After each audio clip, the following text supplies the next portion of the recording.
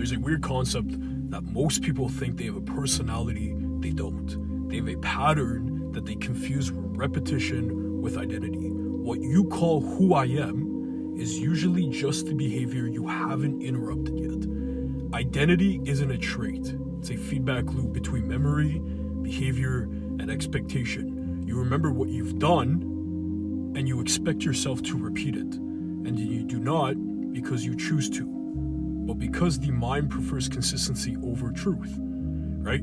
The brain would rather be wrong forever than inconsistent just once. Think about someone who says, I'm just not disciplined.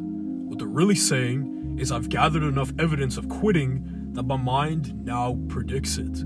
So the next time they want to try and change, motivation shows up, but the identity pretty much pulls them back and says, hold up. Not because that they're weak-minded or they don't want to, but because the mind is protecting its model of what's the reality.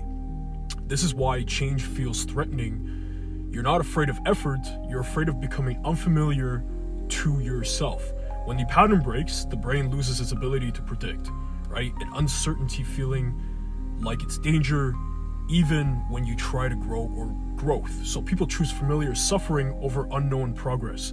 Known pain is easier to explain. Identity doesn't change through affirmations or whatever, it changes through evidence. One action is an expectation, repeated action is data. So enough data in the mind is you force yourself to update who you are. Eventually, behavior stops feeling forced and starts feeling inevitable.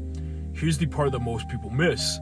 You are always becoming someone. Inaction is still a vote. Avoidance is still training yourself to become. Saying you don't act based on who you want to be, you act based on who you believe you already are.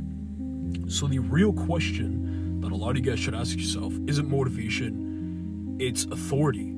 Are you writing the pattern or just rereading it and calling it fate?